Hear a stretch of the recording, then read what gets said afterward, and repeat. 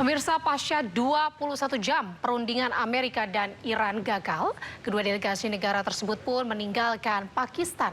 Pemerintah Pakistan mencermati dan siap memfasilitasi kedua negara untuk berdialog di masa mendatang.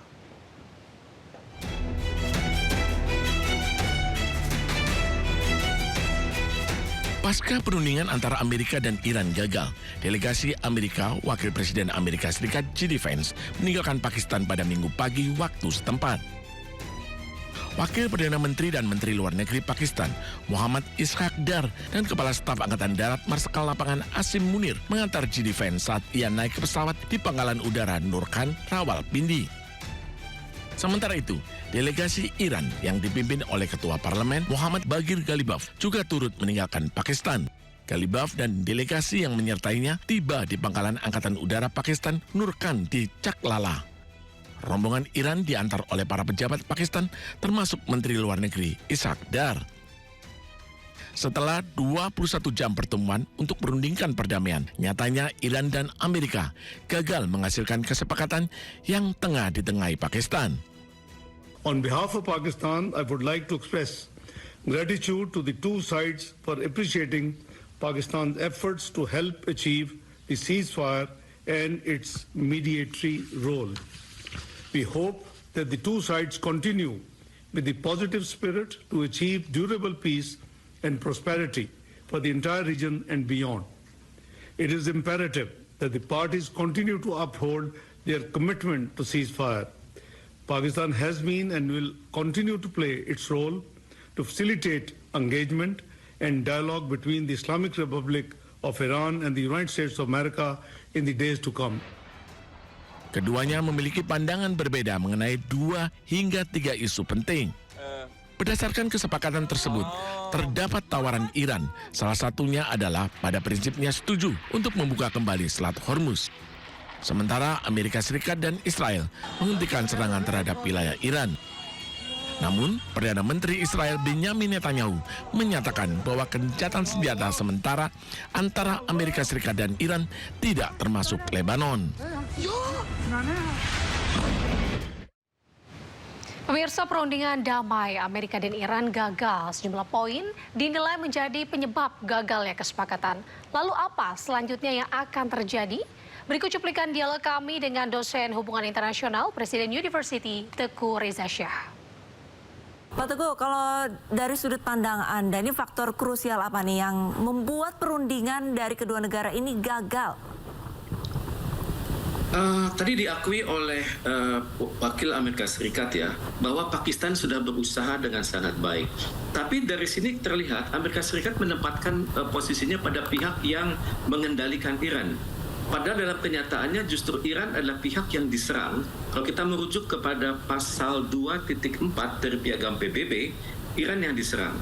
Kemudian juga serangan ini tidak sah secara hukum Amerika Serikat karena Kongres di bypass.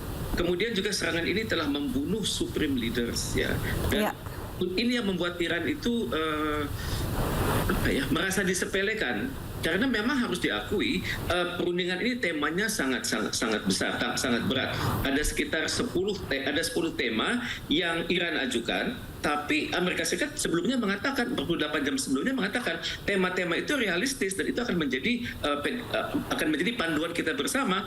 Tapi memang harus diakui 10 ajuan yang Iran lakukan itu memang tidak mungkin dilakukan oleh Amerika Serikat karena Amerika Serikat memiliki standar yang berbeda. Misalnya begini, Iran mengatakan di nomor 1, an American guarantee of non-aggression with Iran. Karena selama ini memang Iran selalu diserang walaupun di tengah-tengah sebuah perjanjian. Dan Iran sebenarnya minta tolong tuliskan dalam sebuah statement bahwa Anda tidak akan menyerang kami lagi. Ini juga tidak dilakukan oleh Amerika Serikat. Kemudian Iran mengatakan kedaulatan kami adalah mencakup Selat Hormuz. Bagi Amerika Serikat, Selat Hormuz itu hendaknya dipecah ke dalam sebuah konsorsium di mana akan dikelola oleh banyak negara. Ini juga masih tidak ada kesepakatan. Kemudian Iran menghendaki tidak lagi perang di semua front. Amerika Serikat tidak melakukan itu karena Israel selalu menyerang wilayah di Lebanon. Kemudian Iran mengatakan penarikan semua pasukan Amerika Serikat dari semua basis-basisnya. Dia walaupun basis-basis itu sudah hancur dan peralatan-peralatan militernya juga sudah luluh lantak dan tidak ada lagi personel di sana, bagi Iran ini adalah suatu tekanan bahwa Anda harus keluar lagi dari situ dan tidak balik lagi. Amerika Serikat menolak karena bagi mereka suatu Israel Raya itu harus didukung oleh basis-basis pertahanan Amerika Serikat. Juga kemungkinan besar ada perbedaan pendapat pada reparations, pembayaran kembali hak Iran yang sudah rusak oleh perang. Karena Iran adalah negara yang diserang. Jadi wajar kalau Iran menuntut pembiayaan. Ini barangkali juga tidak ada kesepakatan. Yang keenam adalah hak Iran untuk meningkatkan persentase uranium. Ini mungkin agak susah. Padahal sebenarnya di nomor 6 ini istilahnya itu acceptance of Iran's right to nuclear enrichment itu bisa dinaikkan sedikit saja sepanjang batas itu dapat ditolerir oleh International Atomic Energy Agency, tapi tidak tercapai kesepakatan. Terus juga Iran minta sanksi-sanksi pada kami itu semuanya dihapus. Amerika Serikat mungkin berpikir tidak bisa. Kemudian juga sanksi-sanksi lanjutan karena ada sanksi dari Amerika Serikat kepada negara-negara lain karena berhubungan dengan Iran, itu juga Amerika Serikat menolak. Jadi dalam hal ini adalah Amerika Serikat tampaknya menempatkan dirinya sebagai pemenang perang. Padahal sebenarnya kalau kita melihat dari statement Amerika Serikat pertama saat dia menyerang Iran itu kan tidak tercapai. Misalnya perang akan berlangsung sekitar 4 hari tidak tercapai. Kemudian kepemimpinan Iran akan rontok, kemudian ada changing regime juga tidak terjadi, bahkan juga penguasaan Amerika Serikat atas instalasi nuklir dan instalasi rudal juga tidak berjalan, malah ternyata Iran bisa mengajak pertarungan lebih dari 1 bulan. Jadi kalau sebenarnya kalau kita merujuk kepada tekad Amerika Serikat untuk memenangkan perang itu tidak berhasil, dan sekarang Iran berada di atas angin karena Iran ini sudah mendapat dukungan penuh dari rakyat Iran, karena mereka tahu persis bahwa mereka adalah negara yang diserang dan mereka harus bertahan. Lantas Pak Teguh, kalau misalkan untuk gagalnya perundingan antara Amerika dan Iran ini kira-kira seberapa besar terwujudnya perang, khususnya untuk perang darat nih? Saya pikir Amerika Serikat sudah belajar ya dari perang Vietnam bahwa mereka tidak berhasil melakukan perang darat. Pada saat mereka berada di Vietnam dari tahun 67 sampai 75, itu Amerika Serikat itu menurunkan 500.000 personil untuk mengawasi kawasan Vietnam Utara, Vietnam Selatan, Kamboja, dan Laos. Dan ternyata mereka kalah.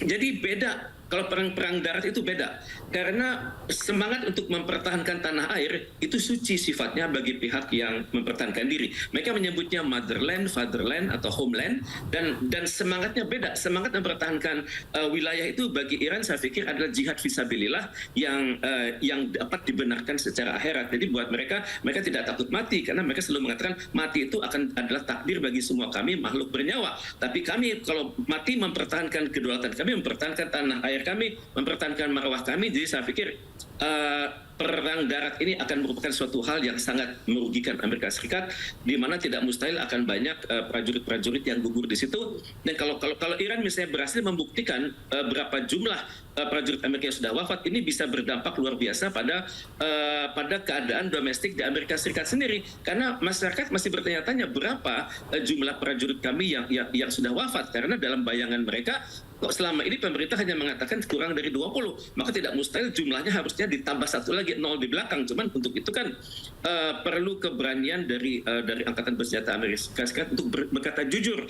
Terakhir perkembangan yang saya ketahui adalah mereka meminta $200 miliar untuk menghadapi istilahnya bad guys dari Iran ini, dan untuk itu kalaupun ini benar-benar dilakukan, maka perang itu akan sangat luas, akan menjadi perang regional. Dan kalau sudah perang regional, kita tidak tahu persis apa yang akan terjadi, karena akan sangat banyak pihak yang terlibat. Hormuz sudah menjadi faktor, kemudian kita perhatikan juga sumber-sumber energi lain juga akan terganggu. Dan kita melihat misalnya, kalau dianggap Pakistan itu gagal, maka ini akan berdampak juga terhadap hubungan Pakistan dengan Iran, Pakistan dengan Amerika Serikat, kemudian juga Pakistan dengan Saudi Arabia.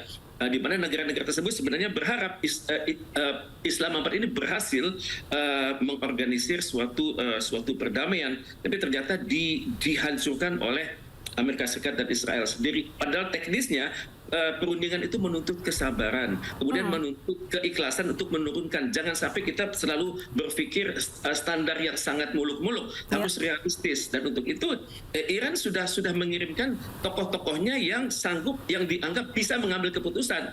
Dan ayatollah di Iran hanya sebatas mengetahui. Tapi untuk Amerika Serikat, saya perhatikan setiap perkembangan harus dilaporkan kepada Donald